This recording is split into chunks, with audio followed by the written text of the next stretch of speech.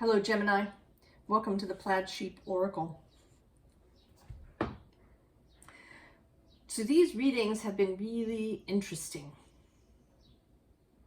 I had expected that after the Aries new moon, that first one, that things would sort of really get rolling. There would be kind of newness showing up.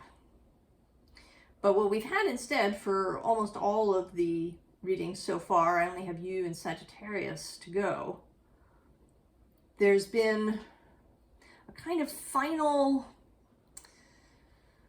something, or a, right, like maybe the oldest or the deepest stumbling block, niggly thing that we are all trying to get past, trying to dissolve, trying to transform, transmute. And your reading is so interesting.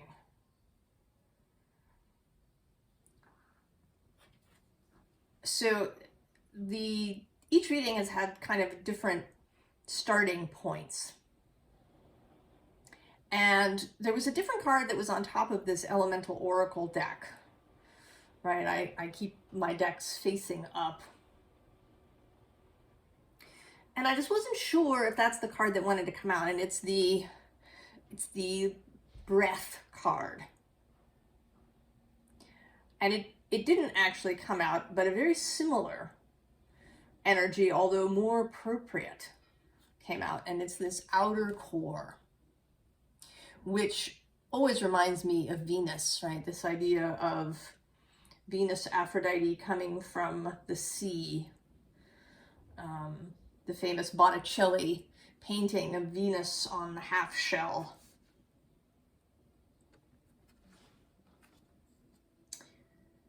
And Venus is, at the time of this reading, in Gemini. She's at about 7 degrees of Gemini.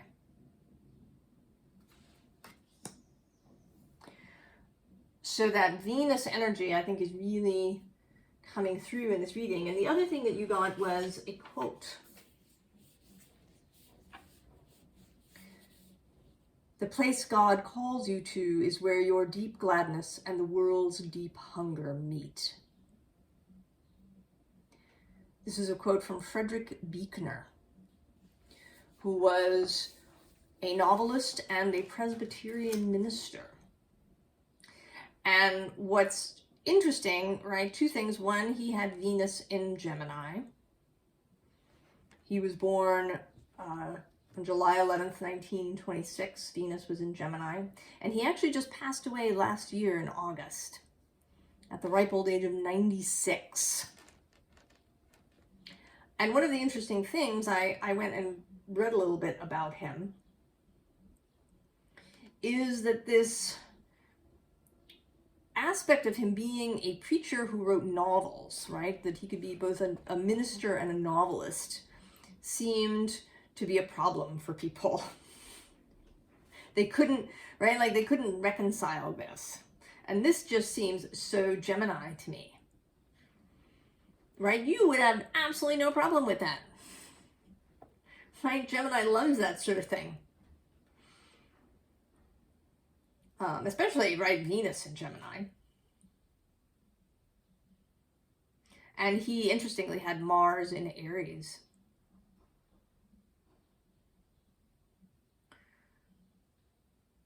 So this, right, this very Gemini sort of idea of juxtaposition of something, something that people think doesn't fit together. And I think for you, this is a little bit of, right, it's about love, Gemini. And you certainly are, I think, seen, right, as a very intellectual sign, right? Gemini, data, information, lots of different stuff coming in, this mutable air. But of course, as a human being and not an archetype. there's a lot more to you. Right? There's so much more to you.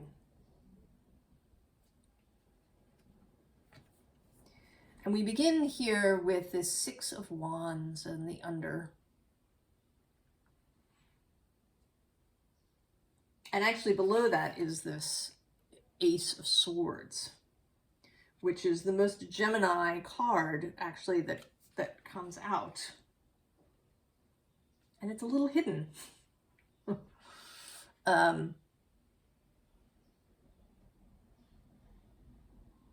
But what this card feels like to me today is there's kind of a falseness to it. Like a false victory, and not in the sense of something being taken that doesn't belong, but in the sense of a facade. And maybe, Gemini, you have been putting up a happier face than what's true.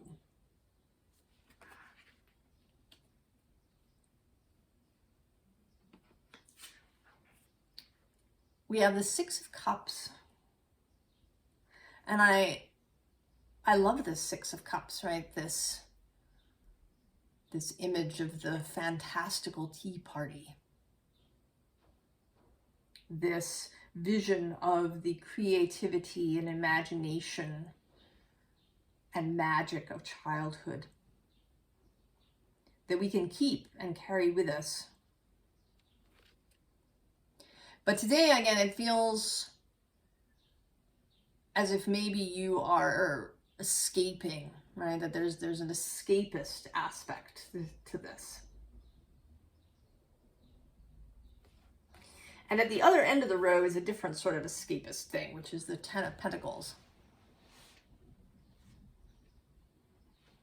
And again, I have this, right, this sense of a facade, right? Like you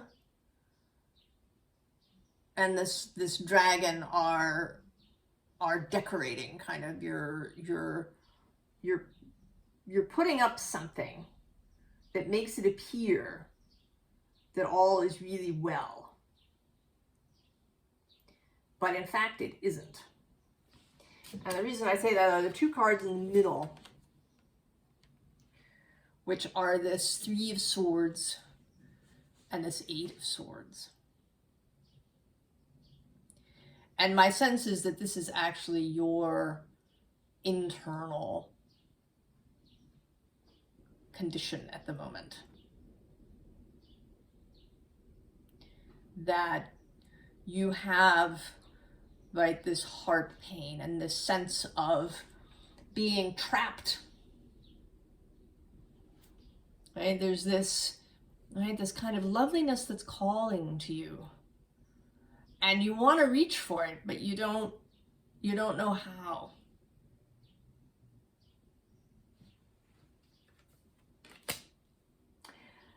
And I think the issue is twofold, Gemini. One, there's this facade that you've built up. And I don't suggest that you should, like, you know, go into work and burst into tears at your desk or, you know, kind of just wear your heart on your sleeve all the time. But to find, right, some sort of middle ground, someplace where you can express. And it might only be to yourself, because it's possible that this facade that you're creating is as much for your own self as it is for other people. That you're kind of trying to convince yourself, right? The fake it till you make it idea. Right, and I feel a bit like that because of this instigation card. This is Sagittarius. across the way. Right? You've lit a torch and huzzah, right? You're going forth. But underneath that is this Hermit card. And I think that is more of the reality, right? That actually, right, you're not sort of, this card is kind of about taking your torch into new territories and leading the way and spreading the word and all of these things. But in fact, you're searching.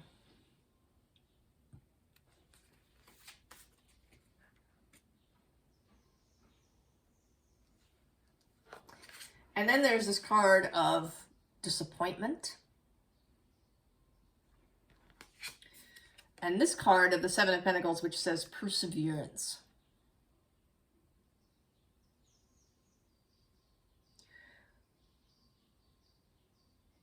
And because of the Beekner quote,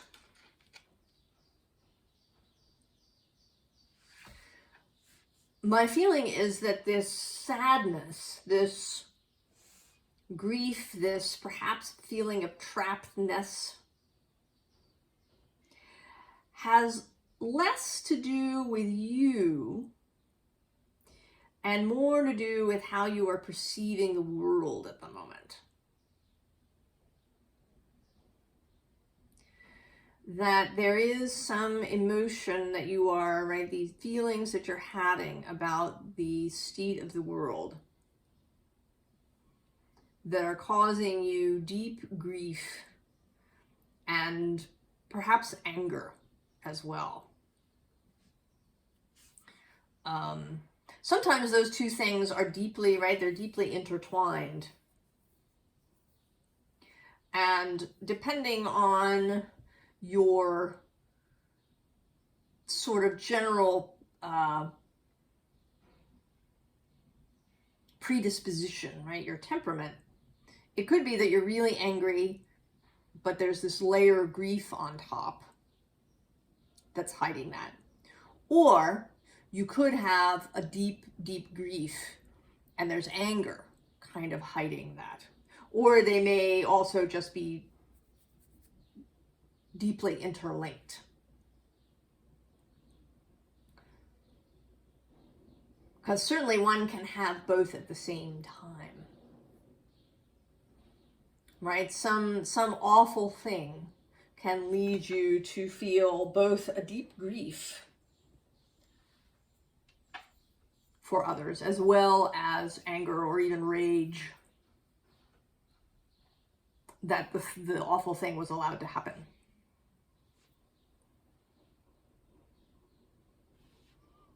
So you want to move forward. Right, we get this perspective card, which is the Hanged Man in this deck.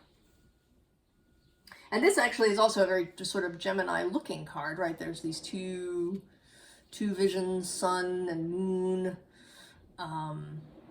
dark and light, different perspectives, different points of view.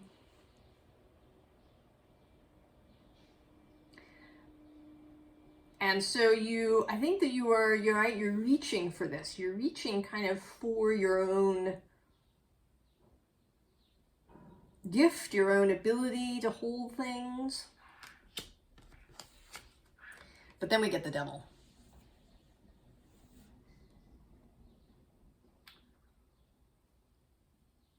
This heavy energy. And I feel like it's sitting on your chest. You know, that first card that came out, the Breath card from the Elemental Oracle. I don't know if I can find it now.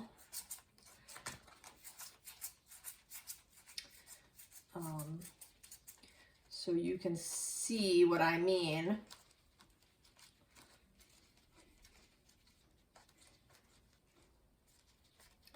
It's probably the second to last card. Up there she is.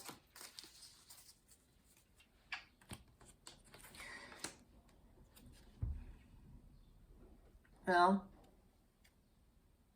right, there's this heart here. It seems like something is sitting on your chest, like you cannot breathe. Now, the underside of the deck had this North expansion card, which, right, is what you want, right? You want life and breath and expansion. And then under that card was this passion card. But today, right, it seems, right, like tears, yeah. And I think, although, right, I spoke of anger and grief being intertwined, I think that grief is the bigger issue for you. And it may be something that you've never allowed yourself.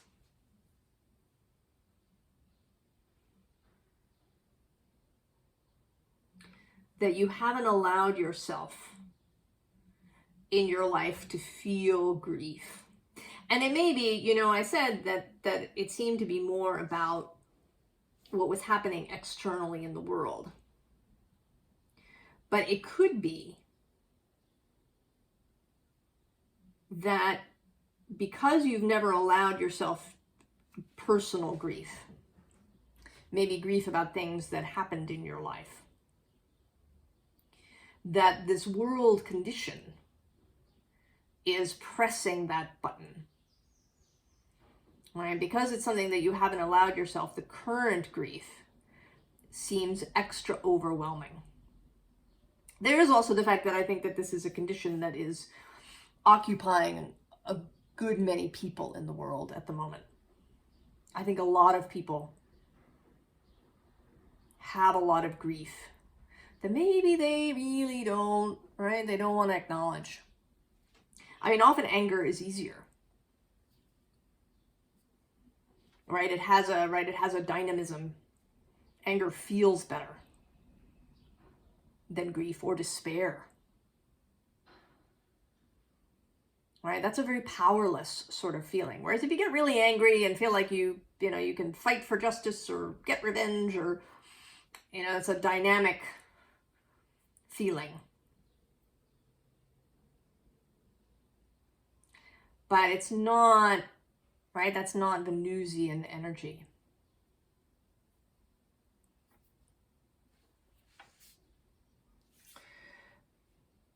So there's a couple, right? There's sort of two sets of, you're almost getting sort of three sets of advice about this. First, we start with this focus card underlying. And I think this is about just sort of deciding to confront whatever this is. Maybe you've really been avoiding it. Right? You've been putting up this facade for yourself and for others, right? Everything is fine.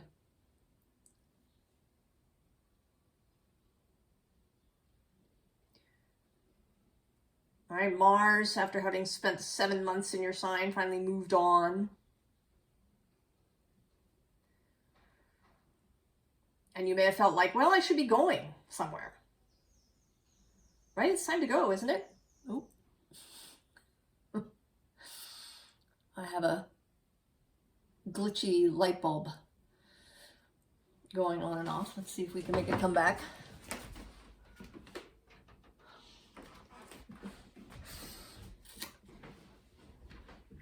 It's cloudy here today. So just like focusing on this matter at hand. Stopping avoidance.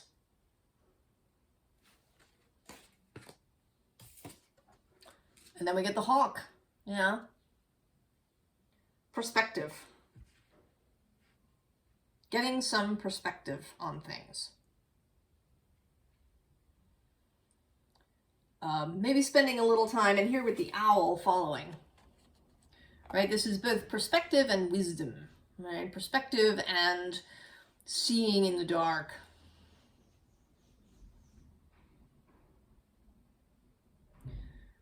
right? And this is, right, air energy, your energy. Willingness to look, right? Both to, right, to get perspective. You know, how is this me? How is this other people? Where are the things intertwined? How much of this is about world situations and how much of it is my own?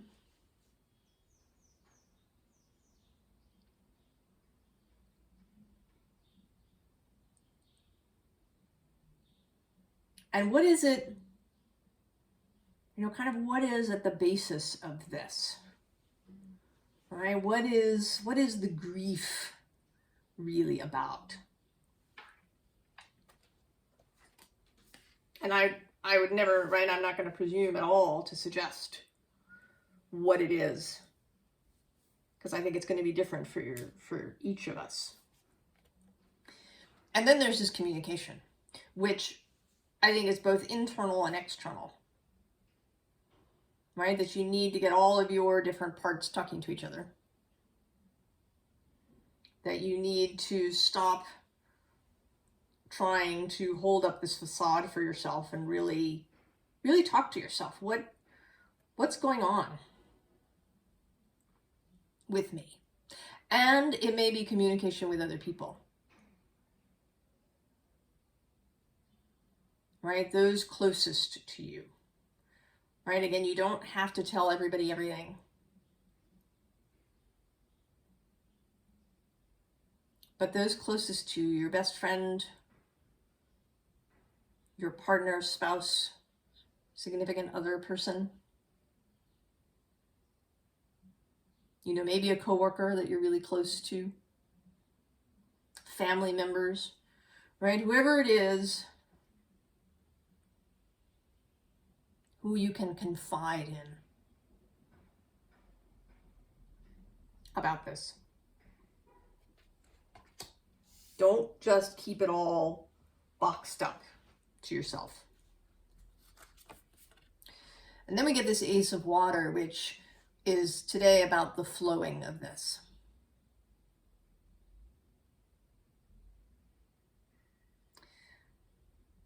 Your heart wants to speak to you.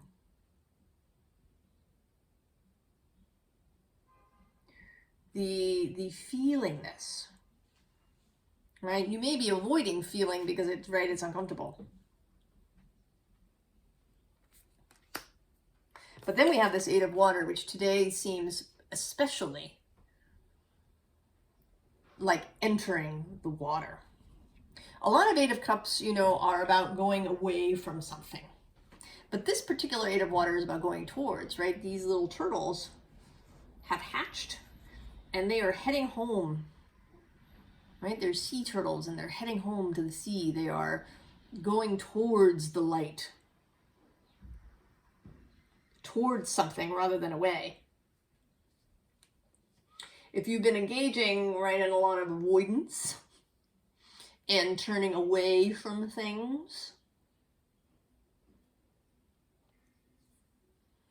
right, this is asking you to go and immerse yourself, to feel.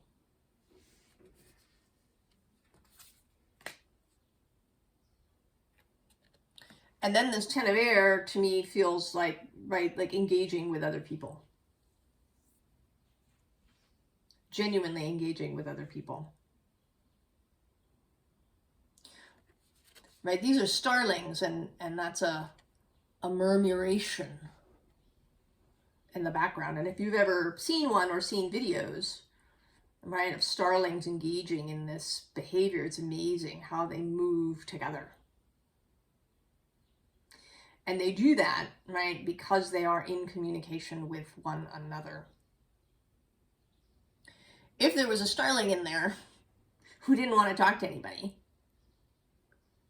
right, they would throw off the thing, right? They would get battered or they'd, you know, collide with something, or they would just end up on the outside, right? They'd be outside the murmuration. They'd end up alone.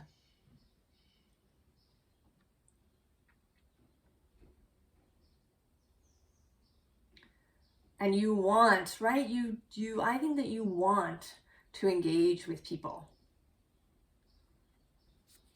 But you're fearful because it could be painful. And then we have this healing card.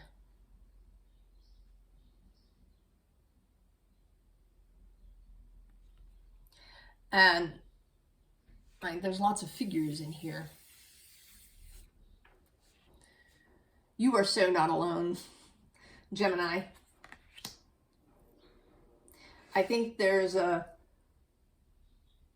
longing, right? The quote is, "The place God calls you to is where your deep gladness and the world's deep hunger meet."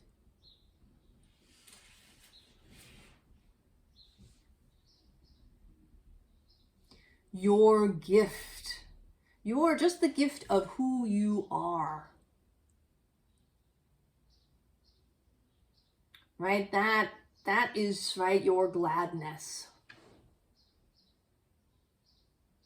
And your love, right, of people.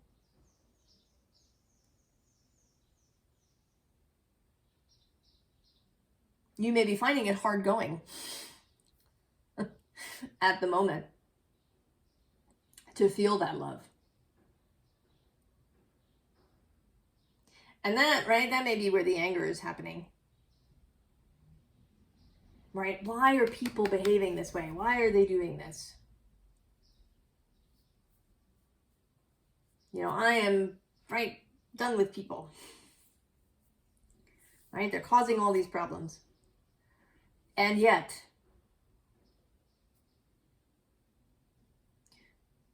right, what you want, right, your deep gladness is to love and to be part of, right, to return to being with people. It may be, you know, we are, right, at the times that we are. I think of these videos as timeless, but, you know, we are where we are. And, right, it may be that you have ended up in profound separation from people that you had thought of as your own or your tribe. And you may not get all of them back. At least not, you know, sort of in the short term. But you are still not alone. There are many people, right, looking to reconnect, to renew deeper communication with one another rather than engaging in sound bites.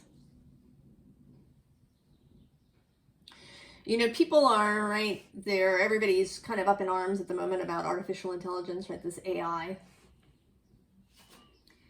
But what's interesting to me is that I think the success of, right, ChatGPT says more about the level of our current discourse with one another than it does about the success of the technology.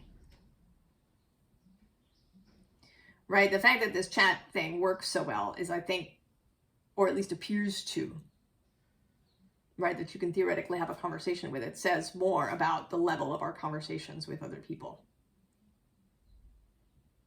I think we've been talking, right, in sound bites to each other.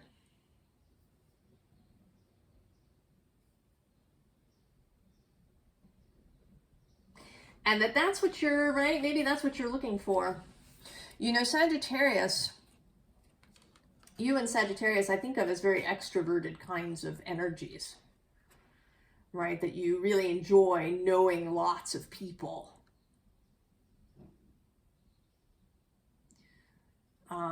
Right, that's kind of a thing about extroversion, right? It's not so much, you know, that you're wild or loud or anything, but that you enjoy a lot of people. That you enjoy having, you know, lots of little conversations with people, right? That you like to, you know, talk to the person at the coffee shop who makes your coffee, and then you like to, you know, chat with the vendor down the street, and you really enjoy all these little conversations. And an introverted energy, which I think of more as like Scorpio, Taurus, is, you know, not talking to the guy at the coffee shop, but having, you know, deep conversations with someone, right? Really enjoying diving deep and having deep, meaningful conversations. But I think that most of us actually like kind of a variety, that we lean in one direction or another. But I don't think, you know, I think that introverts need those little interactions, right? Meeting somebody on a train that you chat with for a bit. And that extroverts also need to have somebody in their life with whom they can have deep, meaningful conversations. And I think that's what you're looking for as this hermit, is the ability to do that again, to trust again. And that this grief is getting in the way. Because you're right, you want, right? You so want to connect with this other. But you can't get there, right? You've boxed yourself in your own mind. And you are being called to renew that communication. And it may require some, you know, figuring out exactly where this grief is for you and what it's about before you can re-enter. I don't think this is like some sort of deep dive that will take weeks and weeks of deep soul searching for you. I think we've been there, right? We were all doing that for a while. We were in that deep stillness at the end of last year. I think this is something, right, that maybe you missed, that is now coming to the surface, right? That is coming to the surface, rising up for you to see it at this moment. And so here, right, the first bit of advice, like actual asked for advice, is this: to be the Knight of Cups. This kind of, right, actually, I mean, technically this is traditionally Pisces energy, but I sort of feel like Venus in Gemini could be the Knight of Cups. Especially if you consider that Mars, right, has moved into Cancer. So this kind of energy, juxtaposition, right, of this Mars kind of Knight energy moving through the cups, and then Gemini having Venus there. Emotion, love, beauty, communion, conversation, values, what we value, what we love. And the devil is underneath, and he's been coming up, right, as he's like waving goodbye. So, right, he wants to wave you on. Right, this devil that's been sitting on your chest, inhibiting your breathing. Right, he doesn't actually want to be there, right? He wants you to move on. He is poking you. And in fact, Pluto, right, has moved into Aquarius briefly, where he's trine your sign. And that too may be poking you, right? Finish transformation at speed. So we get the Queen of Wands. Courageous. She's a courageous queen. Have courage, Gemini.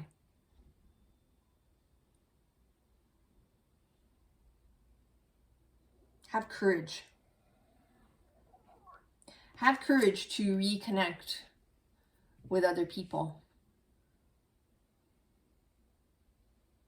Right? To enter into a celebratory, a connective space with people.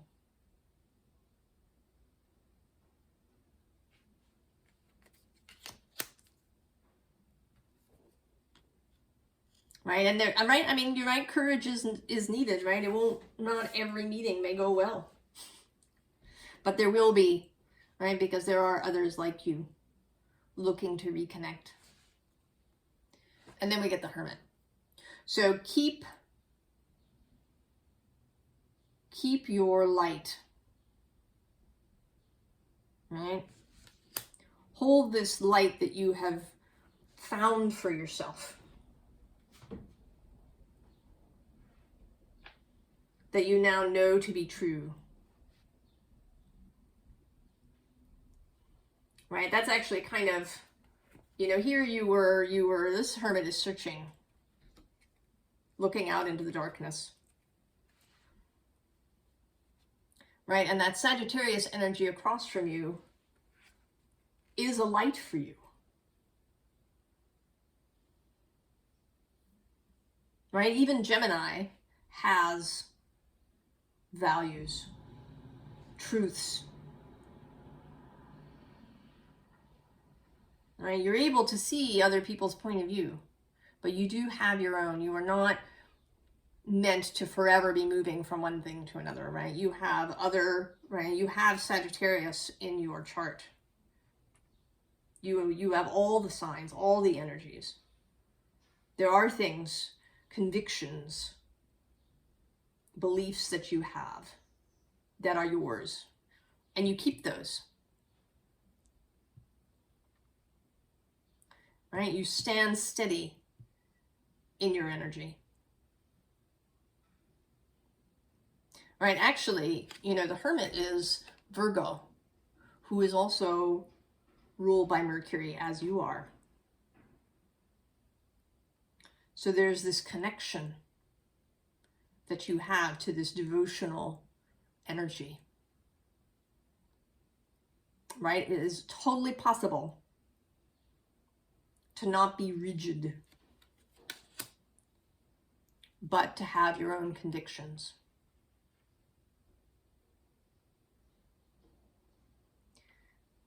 So Gemini, I'm going to read it a third time.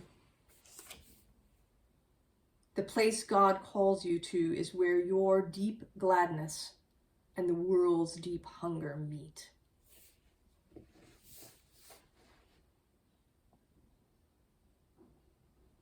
I wish you all the very best, Gemini.